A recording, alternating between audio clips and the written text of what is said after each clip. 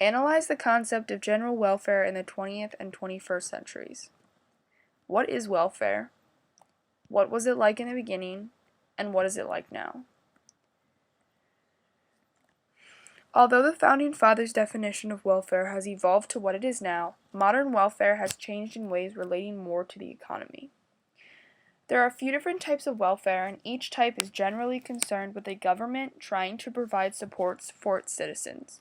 This may take place through social welfare provisions, social security, or financial aid. It's also defined as the government providing assistance for those who are otherwise unable to feed, house, or clothe themselves. There are a couple ways to define welfare. There is a Founding Fathers definition as well as a more modern definition. I'm going to go through a couple different examples of what people have done and how it has been related to welfare. We're going to look at the Founding Fathers and the definition of welfare in the beginning of America, as well as examples during modern times.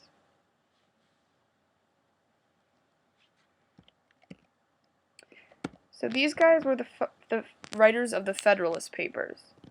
These three men, James Madison, John Jay, and Alexander Hamilton. They were the writers of the Federalist Papers, and these papers were written under an alias to help them voice their opinions on the government. From Federalist 41, it states, "That we may form a correct judgment on this subject, it will be proper to review the several powers conferred on the government of the Union, and that this may be the more conveniently done, they may be reduced into different classes as they relate to the following different objects. 1. Security against foreign danger. 2. Regulation of the intercourse with foreign nations. 3. Maintenance of harmony and proper intercourse among the states. 4. Certain miscellaneous objects of the general unity. 5. Restraint of the states from certain injurious acts. And 6. Provisions for giving due efficiency to all these powers." Here, the writers of the papers are talking about how they want to protect the citizens of the United States from other countries, as well as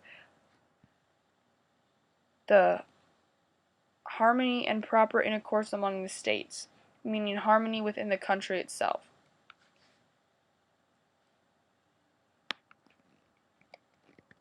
Some modern examples of people trying to provide general welfare for the citizens are FDR, Franklin Delano Roosevelt, and LBJ, Lyndon B. Johnson. Roosevelt was involved with the New Deal and Johnson with the Great Society, both plans for helping the country. According to Kenneth C. Davis, FDR was trying to carry the country out of crisis, and he planned a couple ways to help. The act was a huge attempt to control production, labor, and costs in industry.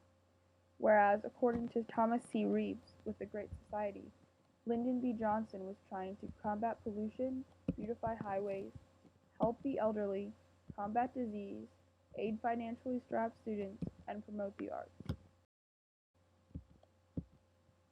Now, there's differences between modern and historical examples, and this is where the different viewpoints come on.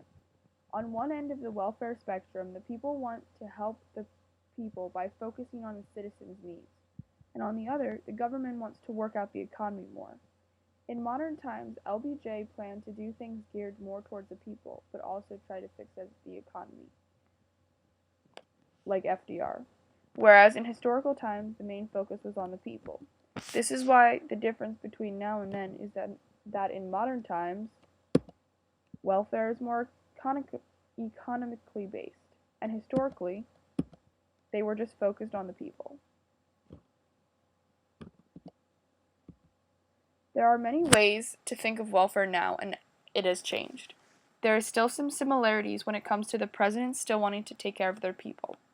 Welfare is a way that the government connects with the citizens to try and help them, and to help the economy in a better way.